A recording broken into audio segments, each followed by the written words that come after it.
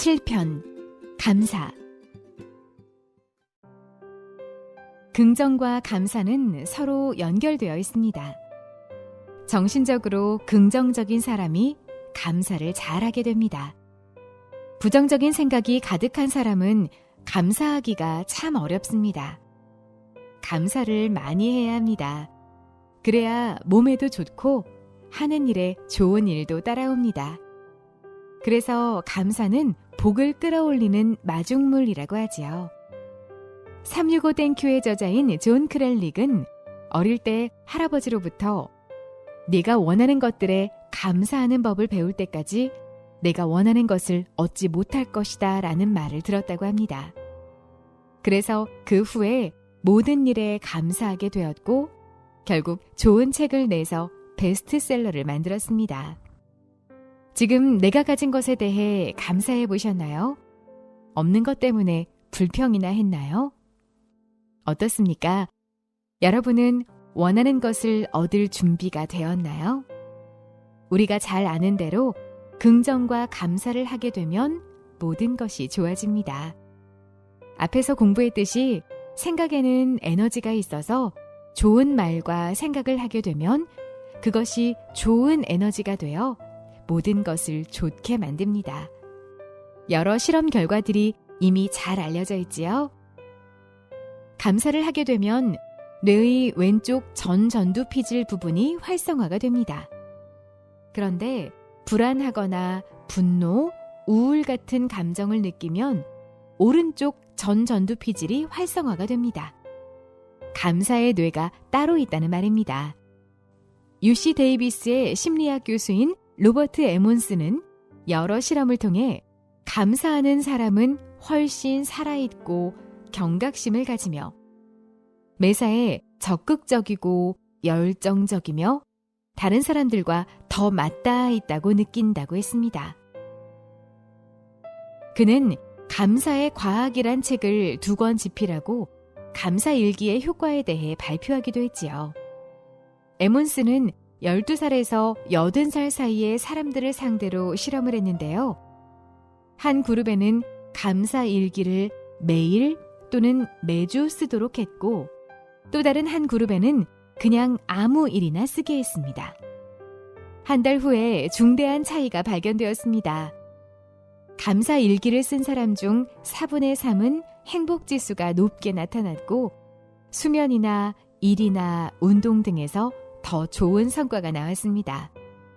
그저 감사했을 뿐인데도 뇌의 화학 구조와 호르몬이 변하고 신경 전달 물질들이 바뀐 것입니다. 감사함을 느끼는 순간에 사랑과 공감 같은 긍정적인 감정을 느끼는 뇌인 왼쪽 전두피질이 활성화가 됩니다. 탈무드에는 이런 말이 있습니다. 세상에서 가장 현명한 사람은 배우는 사람이며 세상에서 가장 강한 사람은 자기를 이기는 사람이며 세상에서 가장 행복한 사람은 범사에 감사하는 사람이다. 일본의 다케다 제과에서는 달걀을 주 원료로 하는 유명한 과자인 다마고 보루를 만드는 과정에서 감사합니다를 과자 속에 넣습니다. 과자를 만들 때 직원들이 과자를 향해 감사합니다를 외치는 것이지요. 감사합니다를 연속해서 3,000번을 말하는 데에는 대략 40분이 소요됩니다. 1시간 동안 감사합니다라고 말한 직원에게는 급여와는 별도로 시간당 8,000원의 상여금도 지급합니다. 그리고 공장 안에 감사합니다를 녹음한 테이프를 24시간 틀어놓습니다. 결과적으로 제품이 나올 때까지 무려 100만 번이나 감사합니다라는 말이 과자 속에 들어가게 됩니다. 회사의 창업자인 다케다는 감사의 힘을 일찍이 깨우쳐 그것을 삶 속에 적용한 대표적인 인물입니다. 그는 100개가 넘는 회사를 설립했고 일본에 큰 영향을 주었습니다. 누군가가 꿈을 이루면 그것은 또 다른 사람의 꿈이 됩니다. 이렇게 생각을 달리하고 감사의 마음으로 세상을 만들어 나가면 좋겠습니다. 아프리카의 바벤바족에는 매우 특별한 재판이 있습니다. 잘못을 저지른 사람을 가운데에 앉혀두고 마을 사람들이 한 명씩 지나가면서 과거 그에게 감사했던 내용을 말합니다. 너는 본래 착했어. 작년에 비 많이 왔을 때 우리 집 지붕을 고쳐줬잖아. 늘 웃어줘서 고마워. 이렇게 하면 그 사람에게 있는 좋은 마음이 되살아나서 다시는 죄를 짓지 않게 된다고 합니다. 참 좋은 재판이지요? 이렇게 감사는 사람의 마음을 근본적으로 바꿔버리는 힘이 있습니다. 감사를 많이 하십시다. 여러 가지 좋은 점이 많지만 또 하나 감동 호르몬인 다이돌핀도 생산됩니다. 다이돌핀이 무엇인지 아시죠? 엔돌핀보다도 4,000배 이상 강한 행복 호르몬, 감동 호르몬이지요. 병도 낫게 하고 기분도 아주 좋게 하는 감동 호르몬이 다이돌핀입니다. 감사를 많이 하시기 바랍니다. 확대 감사, 작은 일. 감사를 세 가지로 나누어 생각해 보기로 하겠습니다. 확대 감사, 다행 감사, 그리고 무조건 감사입니다. 확대 감사는 작은 감사를 크게 확대해서 감사하는 것입니다. 작은 일에서도 감사를 발견할 수 있다면 인생에서 가장 큰 비밀을 발견한 것이다.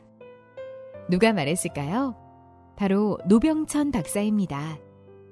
아주 작은 일에서조차 감사할 것을 찾을 수 있는 사람은 정말 대단한 사람이지요. 작은 감사를 발견하고 그것을 크게 확대해서 감사하면 더 큰 감사로 돌아옵니다.